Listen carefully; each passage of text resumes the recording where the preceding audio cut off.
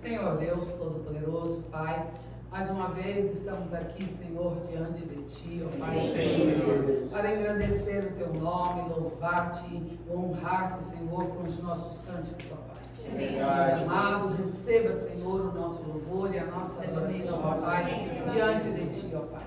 Possamos estar adorando a Ti em espírito e em verdade, Senhor. Possamos realmente, Senhor, a cada música, a cada letra, Senhor, expressarmos, Senhor, a nossa gratidão, nosso amor e a nossa dependência de Ti. Deus poderoso, esteja conosco, que seja bem-vindo o Teu Espírito Santo neste local. Faça aqui, Senhor, a Tua vontade, ó Pai. Eis-nos aqui, Senhor, entregues a Ti, ó Pai.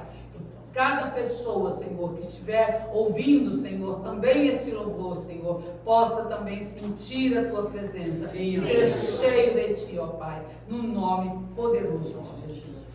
Amém.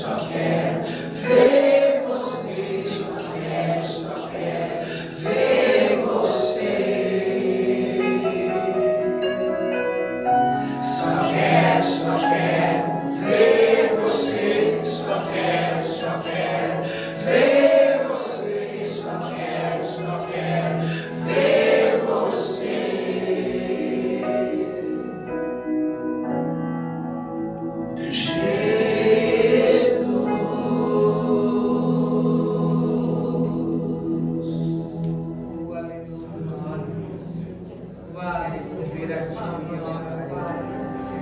Santo, santo é o Senhor. Montes ainda se movem, fortes ainda se dobram. Senhor, nós cremos, podemos ver grandezas que vêm das tuas mãos. Mortos ainda se erguem, gigantes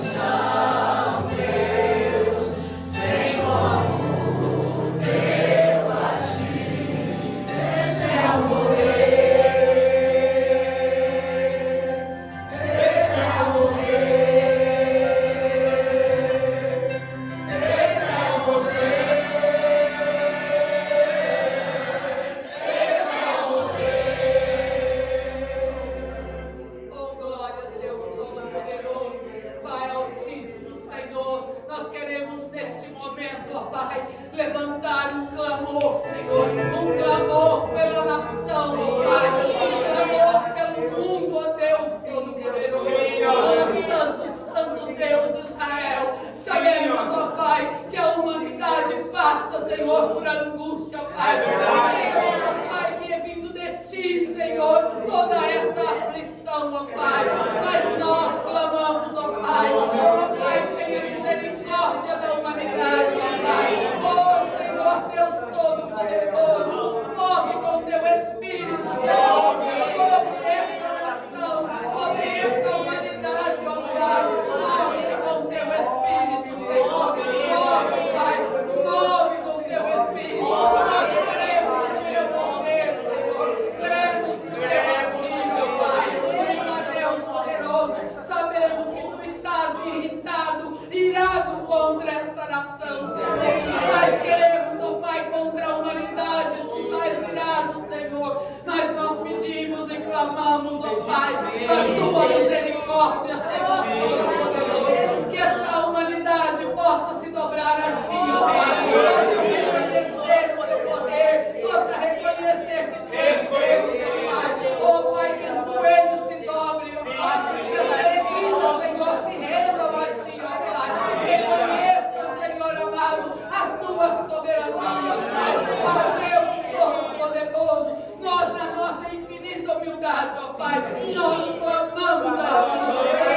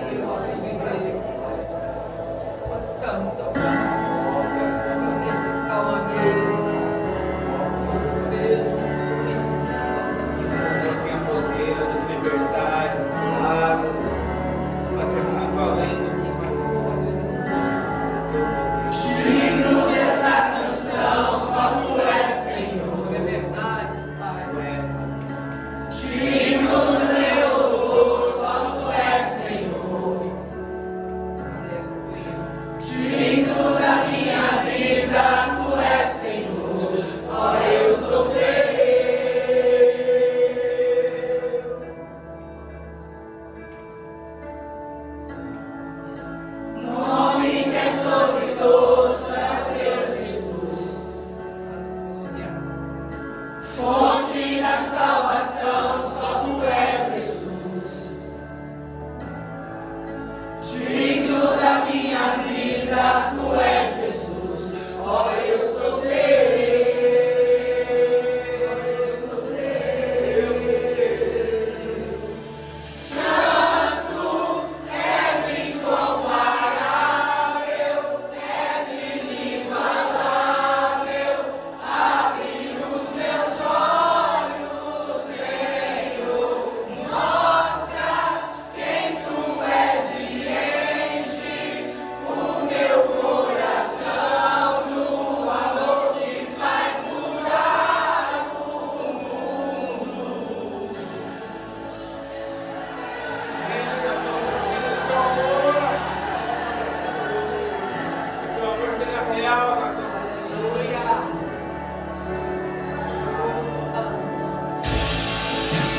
Digno dessa canção, só tu és, Senhor. Digno do meu louvor, só tu és, Senhor. Digno da minha vida, tu és, Senhor. Ó, eu sou teu.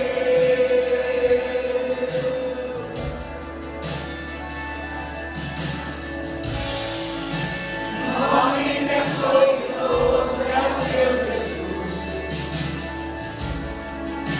Fonte da salvação, só tu és Jesus. Digno da minha vida, tu és Jesus. Ó, eu sou teu.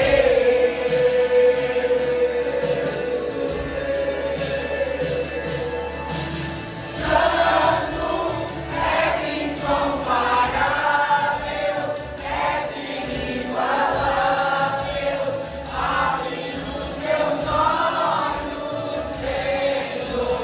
Mostra quem tu és e enche o meu coração do amor que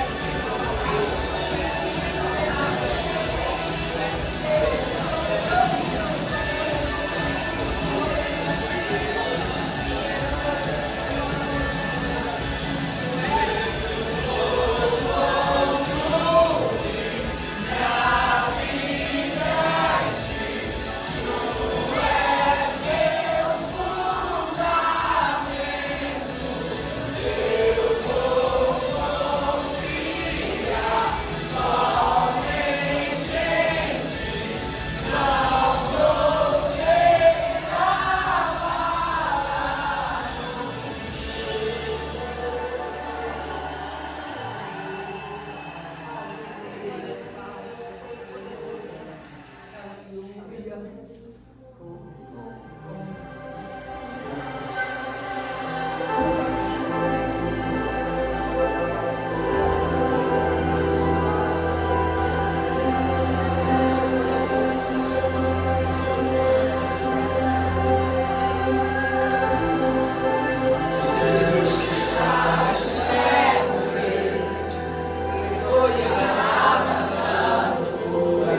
Está passando por aqui.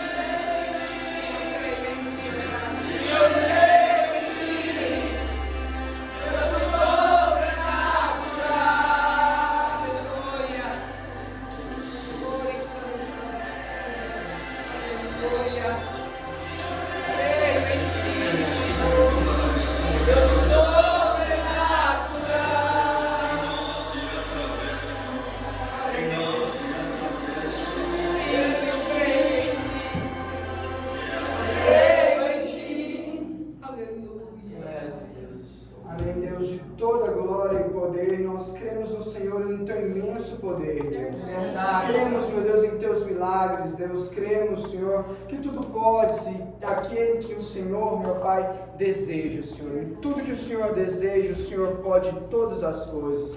Pode edificar, meu Pai, onde não há nada, Senhor. O Senhor é Deus de grandeza e de maravilha, Senhor. Engrandecemos o teu nome, Senhor. Engrandecemos o Senhor através do nosso louvor e a nossa adoração. Que o Senhor possa estar recebendo como holocausto vivo diante de ti, Senhor. Como aroma suave no teu trono, Senhor. Esteja trazendo a tua palavra a nós, meu Pai. Nos engrandecendo, meu Pai, com a tua palavra. Fazendo algo novo em nossos corações, Senhor. Ensina-nos durante toda essa noite, Senhor, para que possamos estar em comunhão contigo, Senhor, no nome poderoso de Jesus. Amém. Voltei. Boa noite. Paz do nosso Senhor Jesus Cristo, a nossa família e aos que nos assistem. Semana passada, eu estava conversando sobre a palavra com a minha filha Helena, de 10 anos de idade, e ela estava me falando da importância de ser uma árvore boa e dar bons frutos, né? E em como que a aparência muitas vezes não são realmente o que parece. E daí nós conversamos sobre essas duas árvores distintas de goiaba, né? Que nós temos aqui em casa. Aquela que está na frente do bay window e aquela que está lá na área verde, que é uma goiabeira selvagem, né? Aquela que está na frente do bay window, a gente a princípio achou que ela ia morrer. Nós achamos que ela não ia dar fruto e a gente até pensou em arrancar ela a princípio, né? Só que com a parábola de Jesus a gente resolveu dar uma chance para ela e cuidamos e cultivamos dela. Nesse ano ela deu tanto fruto que a gente teve que colocar escora nos galhos dela e deu tanto fruto que a gente teve que doar, como muitos viram nas redes sociais, né? Nós doamos, hoje nós fazemos suco de goiaba, bolo de goiaba, pão de goiaba. E é tanto que ainda tem bastante, né, guardado para que a gente possa fazer algo mais com elas. Já a outra goiabeira, a selvagem que fica na área verde de casa, ela é bem menor do que a outra e também deu frutos na mesma época que essa maior deu frutos. A outra, a que nós cultivamos, ela deu frutos pequenos a princípio e depois foi crescendo com o tempo que a gente ia comendo elas, né? As que iam nascendo, elas ficavam maiores. Eu percebi quando a gente ia ungir que a outra, a que é selvagem, ela já dava frutos grandes, bem maiores do que a gente cultivou, apesar da nossa árvore ser lotada, né, de goiabas. Porém, quando você abria aquelas que eram grandes da selvagem, todos os frutos dela eram ruins, ao contrário da outra que foi cultivada e que todos eram frutos bons. Não teve um fruto sequer que foi ruim, né? Nós fizemos, era esse tipo de conversa que eu estava tendo com a Helena, a minha filha. Nós também fizemos comparações em relação a alguns filmes que ela assistiu, onde alguns personagens que ela viu que no princípio pareciam ser bons, mas no final se mostravam realmente pessoas de má índole, né, nos filmes. Então, baseado nisso, na questão da árvore boa, da árvore ruim, a aparência, nós vamos abrir nossas Bíblias em Mateus 7, versículo 15 até o 23. Hoje nós vamos abrir um pouquinho a palavra, tipo umas 7 vezes. Então, gente, eu vou ir lendo enquanto vocês acham aí. Mateus 7, do 15 ao 23. Cuidado com os falsos profetas. Eles vêm a vocês vestidos de peles de ovelhas, mas por dentro são lobos devoradores. Vocês os reconhecerão por seus frutos. Pode alguém colher uvas de um espinheiro ou figos de ervas daninhas? Semelhantemente, toda árvore boa dá frutos bons, mas a árvore ruim dá frutos ruins. A árvore boa não pode dar frutos ruins, nem a árvore ruim pode dar frutos bons. Toda árvore que não produz bons frutos é cortada e lançada ao fogo. Assim, pelos frutos vocês os reconhecerão. É nítido que o nosso Senhor Jesus não está falando mais de árvores aqui. E ele está dizendo assim, ó, pelos frutos vocês os reconhecerão. Aqui Jesus está falando sobre pessoas e não árvores, mas ele está fazendo uma comparação. Para mim, essa palavra quer nos levar a pensar em nós. Muitas vezes, essa palavra é usada para poder, de certa forma, acusar líderes religiosos que não são piedosos ou sinceros. Mas essa árvore, ela também somos nós. E baseado nisso, nós vamos abrir a nossa Bíblia em Mateus 3, 7 e 10. Eu gosto bastante dessa palavra porque eu fico imaginando João Batista aqui com as roupas de ovelha dele, de pelo de carneiro e com um gafanhoto na mão. Eu tenho essa parte até decorada da RC na minha mente. E ele fala assim: raça de víboras, quem vos induziu a fugir da ira vindoura? Produzir frutos dignos de arrependimento. E não dizei de vós mesmos, né? Temos Abraão por pai, porque até mesmo dessas pedras Deus pode suscitar filhos a Abraão. E ele fala assim, ó, também agora está posto o machado à raiz das árvores, e toda árvore que não der bom fruto será cortada e lançada ao fogo. A gente pode perceber que João falava aos fariseus e aos saduceus, né, que era da parte dele naquela época aqueles que conheciam a palavra, não diferente de nós que dizemos ser cristãos, né? Então essa palavra ele também diz a nós. E ele diz assim para que eles não pudessem se ensoberbecer por serem filhos de Abraão, porque Deus podia suscitar, criar, produzir, fazer nascer filhos a Abraão até das pedras que estavam ali. E é isso que ele está dizendo a nós, que nós não podemos nos ensoberbecer por sermos cristãos. Essa honra não é nossa, mas de Cristo. Foi Ele que morreu por nós. Foi Cristo que nos trouxe a redenção. Através dele, cada um de nós temos que nos apresentar aprovados como obreiros de que não podemos nos envergonhar. Trazendo, sabendo manejar a palavra da verdade, cumprir com o ministério que nos foi dado. Nós temos que fugir da ira futura, produzir frutos dignos de arrependimento, que o sacrifício de Cristo nos fez ter consciência, né? Aí, muitas vezes, a pergunta é, qual é o meu ministério? Qual que é a minha função no reino? Qual é a minha função no reino de Cristo, na vida cristã? Né? Ninguém nunca impôs as mãos sobre mim, eu nunca tive sonhos, eu não tive visões, eu não tenho uma função especial na minha igreja local. Então, qual é o meu ministério? Muitos se perguntam isso, e até eu já me perguntei sobre isso, né? Mas a palavra de Deus diz que o Senhor já designou cada um de nós para o seu próprio ministério.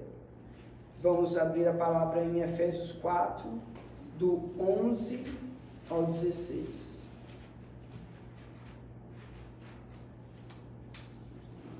Efésios 4, do 11 ao 16. Diz assim: E ele designou alguns para apóstolos, outros para profetas, outros para evangelistas e outros para pastores e mestres, com o fim de preparar os santos para a obra do ministério, para que o corpo de Cristo seja edificado, até que todos alcancemos a unidade da fé e do conhecimento do Filho de Deus, e cheguemos à maturidade, atingindo a medida da plenitude de Cristo. O propósito é que não sejamos mais como crianças, levados de um lado pelo outro pelas ondas, nem jogados para cá e para lá por todo o vento de doutrina e pela astúcia e esperteza de homens que induzem ao erro. Antes, seguindo a verdade, em amor, cresçamos em tudo naquele que é a cabeça, Cristo. Dele todo o corpo, ajustado e unido pelo auxílio de todas as juntas, cresce e edifica-se a si mesmo em amor, na medida em que cada parte realiza a sua função. O Senhor já nos designou, já deixou bem claro que devemos ser santos, né? É isso que a palavra diz, santos para a obra desse ministério, para que sejamos peça de edificação do corpo de Cristo, até que todos alcancemos a unidade da fé e do conhecimento do Filho de Deus, e cheguemos à maturidade e atingindo a medida da plenitude de Cristo. Devemos atingir a semelhança de Cristo aqui na terra.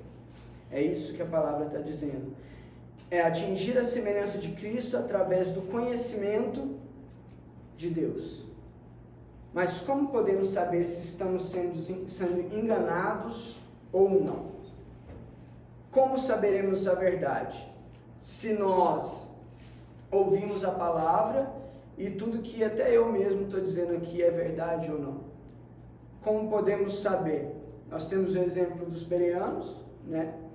E também temos o exemplo de Esdras. Esdras 7:10, ele diz que iria se dedicar a estudar a lei do Senhor e a praticá-la, e a ensinar os seus decretos e mandamentos aos israelitas. Isso é Esdras 7:10. Então o que ele disse? Dedicarei a estudar a lei do Senhor e a praticá-la, e a ensinar os seus decretos e mandamentos aos israelitas. Conheça a palavra de Deus, pratique e a realize a função que o Senhor te deu. Onde você estiver, muitas vezes a gente se importa bastante com, mas eu não saio de casa, eu sou dona de casa, faça o seu ministério dentro da sua casa.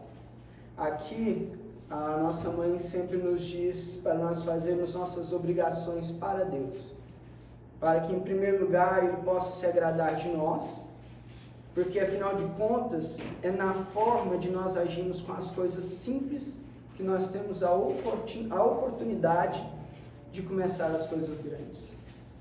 Isso é o que é pregado pela minha mãe para nós. Então, qual que é o seu ministério? Com quem você se socializa? Qual é o seu trabalho? Qual que é o nosso trabalho? Qual que é a sua rotina? Acrescente a obra de Deus no seu dia a dia. É isso que nos é ensinado aqui, e é isso que a palavra de Deus quer que você faça. Mesmo que você não possa pregar com palavras, que a sua atitude seja a palavra pregada àqueles que necessitam. Somente as suas atitudes. Mesmo que no seu trabalho você não possa estar tendo um desenvolvimento social com outras pessoas, mas que o seu agir e o seu proceder seja o exemplo perfeito que outros precisam ter. Entenda que cada um tem o seu valor no corpo de Cristo, como diz a palavra. Não tente ser a pessoa que você admira, os pastores que você ouve pregar, alguém que você tem uma intimidade especial. Não tente ser essa pessoa, mas faça a sua parte no corpo de Cristo de acordo com o dom que o Senhor tem dado a você, ou seja, seja você mesmo. E eu estou dizendo isso baseado no exemplo de Esdras, né? Estou crendo que está seguindo isso, né? ler a palavra, praticar e ensinar. Não na tese herege, da tese herege e venha como está, seja você mesmo. Então vamos abrir a palavra em Romanos 12, do 6 ao 10.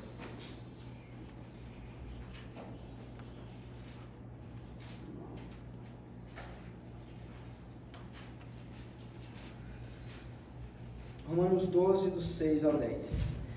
Temos diferentes dons de acordo com a graça que nos foi dada. Se alguém tem um dom de profetizar, use-o na proporção da sua fé. Se o seu dom é servir, sirva. Se é ensinar, ensine. Se é dar ânimo, que assim faça. Se é contribuir, que contribua generosamente. Se é exercer liderança, que a exerça com zelo. Se é mostrar misericórdia, que o faça com alegria. O amor deve ser sincero, odeiem o mal, apeguem-se ao que é bom, dediquem-se uns aos outros com amor fraternal. Prefiram dar honra aos outros mais do que a si próprio, mais do que a vocês mesmos. Seja sincero na vocação que o Senhor tem te entregado nas suas mãos. Ide e pregai o Evangelho a toda criatura, não importa onde você está. Essa questão do ide é muito interessante porque é uma missão apostólica. E apóstolo, no grego, quer dizer ida, é aquele que leva a mensagem. Então esse ide é para todos, indiferente de onde você esteja. Porque cada um vai colher de acordo com a quantia que plantou. Não que nós venhamos a se comparar uns com os outros. A gente não pode se comparar àquele missionário que passa fome, desespero pela pregação da palavra na Coreia, onde ele está pregando.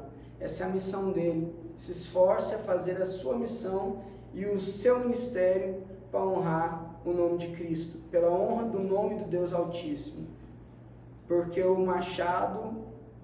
se nós não fizermos isso, é como João disse, o machado está posto na raiz das árvores, e quem não der bons frutos será cortado e lançado fora para o fogo. Vamos agora para Romanos 11, 13, 24.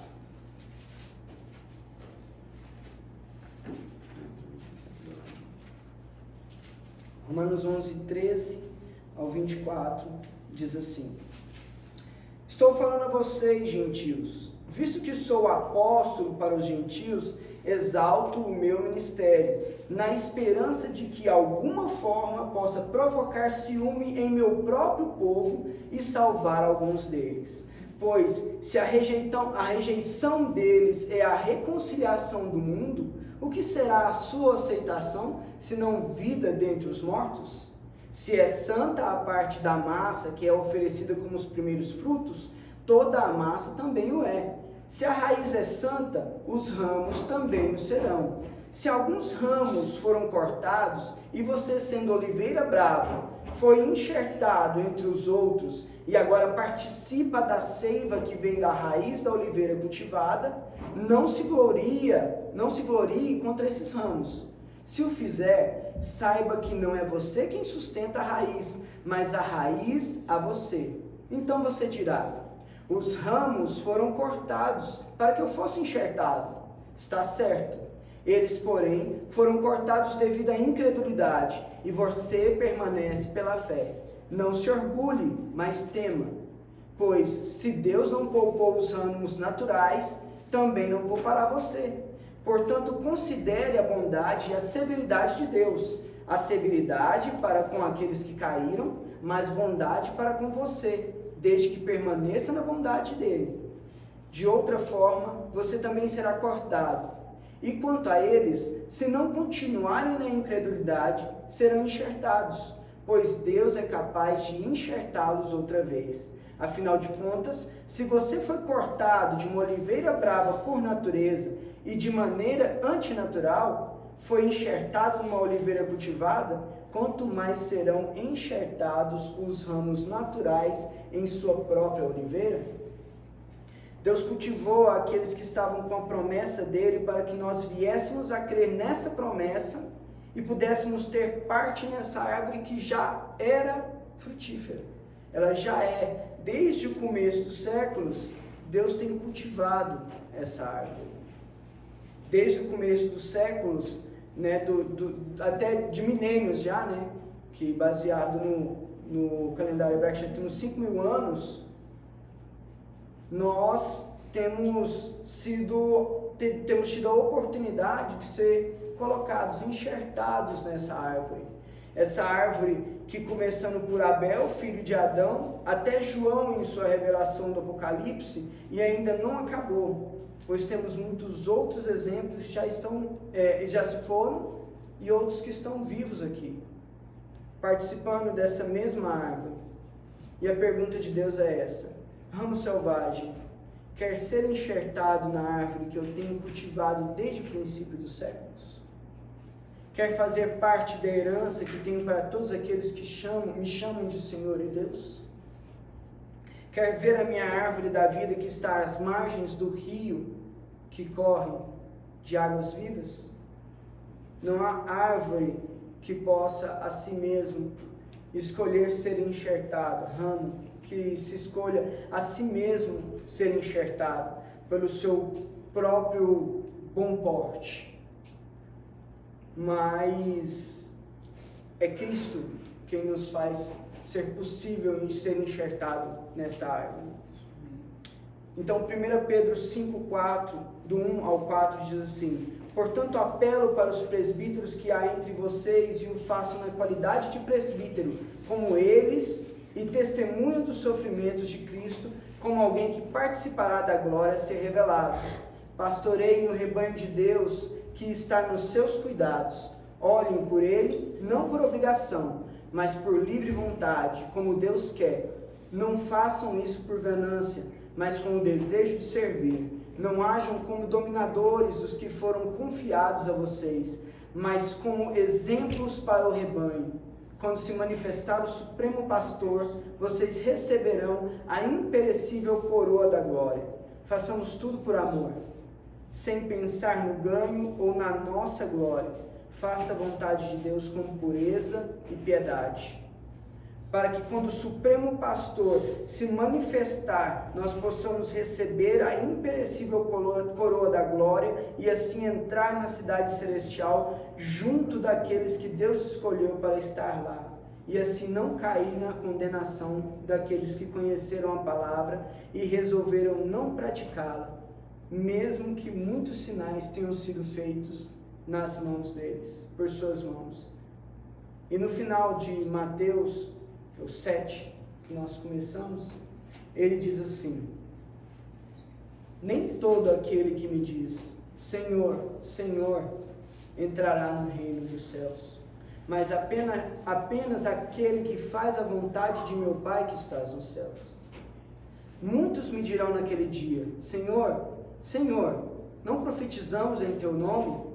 E em teu nome não expulsamos demônios? E não realizamos muitos milagres? Então eu lhes direi claramente, nunca os conheci, afastem-se de mim, vocês que praticam a iniquidade, o mal, o pecado. Essa é a conclusão que eu e aquela criancinha de 10 anos que está ali tiramos de uma conversa que nós tivemos mais ou menos de uma hora. É algo simples de se entender, creio eu, né? É algo que ela entendeu e ela tem corrido atrás, assim como todos nós, da nossa família, temos corrido atrás em conhecer, perceber, cumprir, viver, como Esdras disse, aprender a palavra, praticar ela, para que nós possamos realmente passar ela como novidade de vida àqueles que nos assistem. Essa é a palavra de hoje. Eu vou orar e espero que cada um de nós tenhamos uma semana abençoada. Amém? Amém. Deus Todo-Poderoso, peço a Ti, meu Pai, que o Senhor venha nos mostrar nesta semana, Senhor, o Seu plano especial para cada um de nós, meu Pai. Que o Senhor possa esclarecer a vida daqueles que nos assistem, meu Pai, e a nós também através dos nossos ministérios, Deus. Que em tudo possamos agradar o Teu coração com as nossas vidas, meu Deus, e não se desviar do caminho que o Senhor tem nos mostrado através da Tua palavra, Deus. Unge as nossas vidas, meu Deus, que nós possamos ser sacrifício vivo aqui nesta terra, Senhor, santificando o Teu nome através das nossas vidas, Deus, fazendo o Senhor notório, meu Pai, em meio a essa nação tão corrompida, Deus. Usa-nos, Deus, abençoa as nossas vidas, Deus, para que em tudo possamos ser sinal a cada um que nos vê, meu Pai, e assim, meu Deus, que possamos ser, Deus, a cada instante instrumento, meu Pai, em Tuas mãos, para que possamos ter mais vidas, meu Deus, para o Senhor, Deus, no nome poderoso de Jesus. Amém.